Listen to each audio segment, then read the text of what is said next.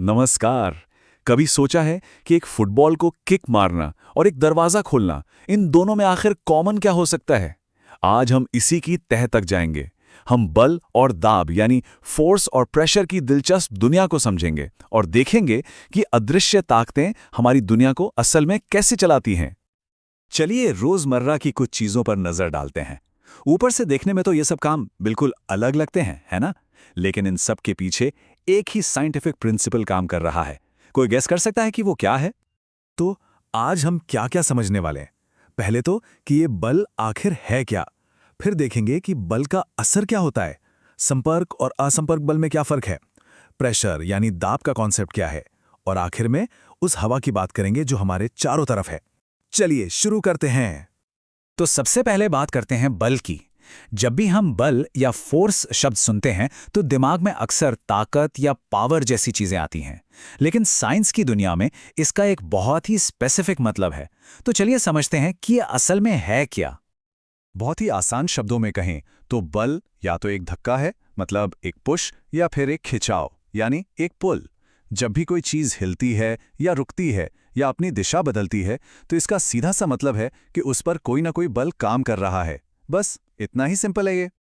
अब इस टेबल को देखिए। कमाल की बात है ना, कितने सारे अलग अलग काम हैं। दरवाजा खोलना, कुएं से पानी खींचना, फुटबॉल को किक मारना। और इन सबको हम सिर्फ दो कैटेगरी में बांट सकते हैं, धक्का या खिंचाव। अपने आसपास भी ऐसे कई उदाहरण मिल जाएंगे। एक और जरूरी बात, बल कभी भी अकेला काम नहीं करता। ये हमेशा एक इंटरैक्शन से पैदा होता है। मतलब बल लगने के लिए कम से कम दो चीजों का आपस में इंटरैक्ट करना जरूरी है। जैसे जब एक बैट बॉल से टकराता है या फिर जब दो लोग हाथ मिलाते हैं। ठीक है, तो अब हम ये तो समझ गए कि बल क्या है, पर सवाल ये है कि ये आखिर कर क्या-क्या सकता है। चलिए इसके असर यानी इफेक्ट्स के बारे में जानते हैं। देखिए, बल से बहुत कुछ हो सकता है। ये किसी रुकी हुई चीज को चला सकता है, किसी चलती हुई चीज की स्पीड को बदल सकता है, उसे तेज या धीमा कर सकता है।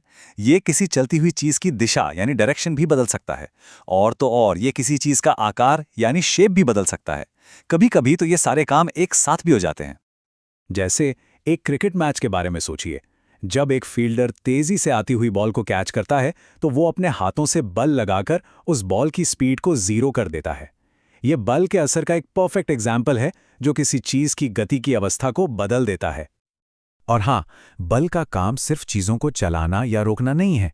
ये चीजों का आकार भी बदल सकता है, वो भी बिना उनकी गति बदले। जैसे जब घर में रोटी बनती है तो आटे पर बल लगाकर उसका आकार बदला जाता है। आटा कहीं मूव नहीं कर रहा, लेकिन उसका शेप बदल जाता है। इसको समझने का सबसे अच्छा तरीका है रस्साकशी का खेल। सोचिए, अगर किसी चीज पर दोनों तरफ से बिल्कुल ऑपोजिट डायरेक्शन में बल लगे तो क्या होगा? जो नेट फोर्स होगा वो उन दोनों बलों का अंतर होगा। मतलब अगर रस्साकशी में दोनों टीमें बराबर ताकत लगा रही हैं तो रस्सी कहीं नहीं जाएगी। इसे बैलेंस्ड फोर्स कहते हैं। चलिए अब बल के बारे में थोड़ा और गहराई में जाते हैं। बलों को हम दो मेन कैटेगरीज में बांट सकते हैं। एक होते हैं कॉन्टैक्ट फोर्स, मतलब जिन्हें काम करने के लिए छूना जरूरी है, और दूसरे होते हैं नॉन कॉन्टैक्ट फोर्स, जो दूर से ही अपना असर दिखा देते हैं। तो फर्क बिल्कुल साफ है।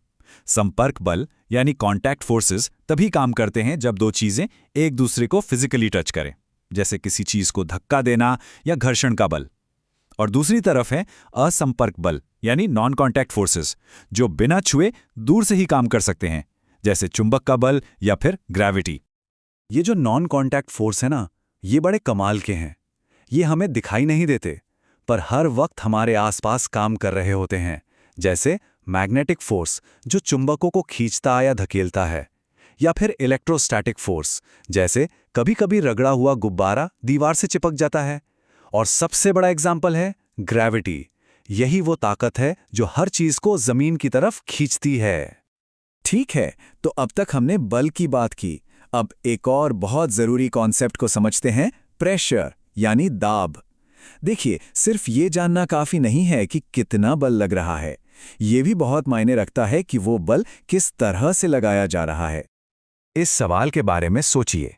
एक कील को जब हम उसके नुकीले सिरे से ठोकते हैं तो वो लकड़ी में आसानी से चली जाती है, पर अगर उसे उल्टी तरफ से उसके चपटे सिरे से ठोकें तो क्या होगा? कुछ नहीं। ऐसा क्यों होता है? इसका जवाब प्रेशर के कॉन्सेप्ट में छिपा है। तो प्रेशर आखिर है क्या? प्रेशर का मतलब है किसी एक यूनिट एरिया पर कितना फोर्स लग रहा है। इसका फॉर्मूला है प्रेशर बराबर फोर्स डिवाइडेड बाय एरिया।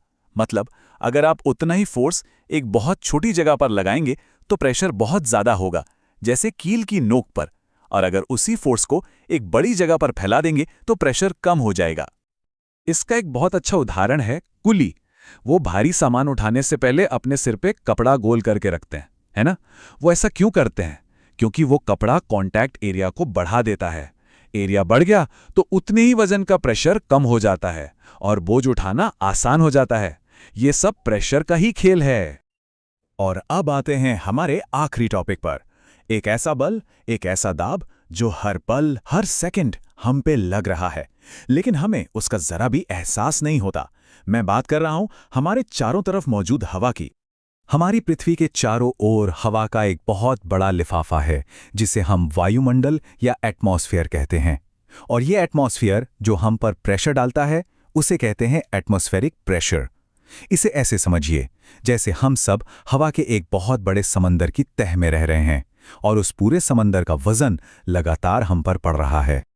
आपको जानकर हैरानी होगी कि सिर्फ हमारे सिर जितने एरिया पर ही हवा का करीब 225 किलो का फोर्स लग रहा है। 225 किलो! तो फिर हम इस वजन से कुचल क्यों नहीं जाते?